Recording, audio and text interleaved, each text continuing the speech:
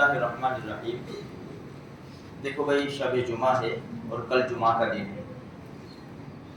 اللہ پاک نے یہ جو دن بنایا، سنیچر، اتوار، پیر، منگل، بدھ، جمعرات، جمعہ، تو ہم سے پہلے دوسری قومیں بھی آئی، ان کے سامنے یہ دن پیش کیے گئے. تو عیسائیوں نے اتوار لیا اور یہودیوں نے سنیچر لے لیا. اللہ پاک نے توفیق بخشی تو ہم نے جمعہ کا دن لیا. یہ جو جمعہ کا دن ہے نا، یہ پہلے سے برکت والا ہے، سارے دنوں کا سردار ہے. یہ اس کو زمانے جاہلیت میں یوم عروبہ کہا جاتا تھا. اللہ کے رسول صلی اللہ علیہ وسلم کے داداؤں میں سے کعب ابن لؤی، جو ہمارے نبی سے 560 سال پہلے گزرے، یہ جمعہ کے دن خطبہ دیا کرتے تھے، اور انہوں نے ہی عروبہ سے جمعہ کیا. اس کا نام پہلے جمعہ کے دن کا نام عروبہ تھا.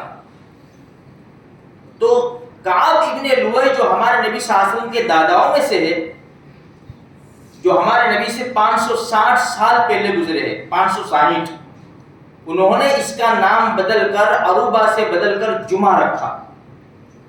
تو یہ جمعہ کا دن بڑی برکت والا دن ہے میرے بھائیوں، لیکن مسلمان اس کی برکت کو سمجھتا نہیں ہے. یہ وہی دن ہے جس دن قیامت قائم ہوگی. اسی لیے جمعہ کا مسلمانوں کو خاص اہتمام کرنا چاہیے.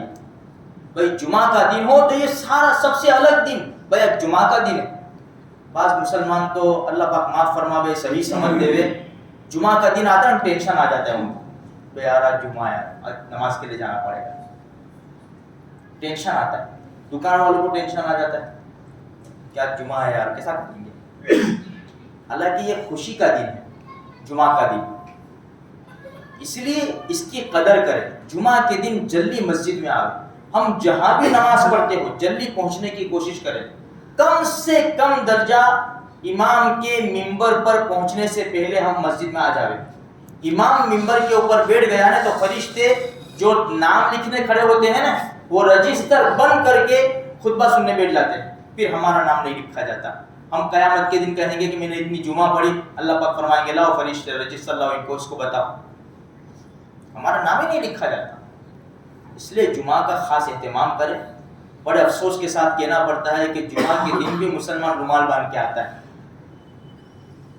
جمعہ کے دن بھی یہ مسجد کی پھٹی پرانی ٹوٹی ہوئی بیمار ٹوپیاں پہنتا ہے اور جمعہ پڑھ رہا ہے. جمعہ ہمارے دلوں کے اندر اس کی عظمت ہی نہیں ہے. آرام سے آئیں گے اور 2 رکعت پڑھ کے بھاگیں گے. کیا عظمت ہم نے کر لی، کیا عزت کر لی جمعہ کی نماز کی، جمعہ کے دن کی. اس لیے اس کا اہتمام کریں. ہم اہتمام کریں گے تو ہماری اولاد کے اوپر بھی اثر پڑے گا. دوسری بات یہ ہے کہ ہر جمعرات کو یاد دلائی جاتی ہے کہ بھائی سورہ کہف کا اہتمام کرو. نبی کریم صلی اللہ علیہ وسلم کا پاک ارشاد ہے کہ جس نے جمعہ کے دن سورہ کہف پڑھی، اس ہفتے میں اگر دجال نکل جاوے اللہ اس کے فتنے سے بھی حفاظت کرے گا. تو ابھی جمعرات کی مغرب سے لے کر جمعہ کی مغرب تک ہمارے پاس 24 گھنٹے فتنوں کا زمانہ ہے میرے بھائیوں. فکر کے ساتھ سورہ کہف کی تلاوت کر لو، آدھا گھنٹہ قربانی دے دو، انشاءاللہ بہت بڑا فائدہ ہوگا. دوسرے نمبر کے اوپر ہے سورہ دخان، 25ویں پارے میں صرف 3 رکوع 5 منٹ کا مسئلہ ہے. نبی کریم صلی اللہ علیہ وسلم کا پاک ارشاد ہے جس نے جمعہ کے دن سورہ دخان پڑھی اللہ اس کے لیے جنت میں محل بنائے گا. اور یہ ساری باتیں جو بتائی ہیں نا وہ رحمت والے نبی نے بتائی ہے میرے بھائیوں. اور رحمت والے نبی کا بہت بڑا احسان ہمارے اوپر ہے. احسان کروڑ احسانات ہیں. تو ہم ان کے اوپر درود شریف پڑھیں. جتنا درود شریف پڑھیں گے نا فائدہ ہمیں ہے. اس لیے چلتے پھرتے اٹھتے بیٹھتے کام کاج کرتے ہوئے ہم درود شریف ضرور پڑھا کریں. جتنا درود شریف پڑھیں گے اللہ کے رسول نے فرمایا کہ میرے پڑوس میں جگہ ملے گی، میرا ساتھ ملے گا. جو جتنا زیادہ درود پڑھے گا میرے قریب ہوگا. اب ہم کو کس کا ساتھ چاہیے؟ اللہ کے رسول کا ہی تو ساتھ چاہیے، کیونکہ قیامت کے میدان میں تو کوئی پہچانے گا بھی نہیں. یوم یفر المرء من اخیہ، سب بتا رہا وہ امہ و ابی و سب جدا جدا ہو جائے، کوئی پہچانے گا بھی نہیں، ایک ہی تو ہستی ہوگی. اس لیے میرے بھائیوں تھوڑی سی فکر کرو، ہمارے نبی کی باتیں بتائی ہوئی باتوں کے اوپر عمل کرنے کی پوری کوشش کرو. اللہ مجھے آپ کو سارے مسلمانوں کو توفیق بخشے.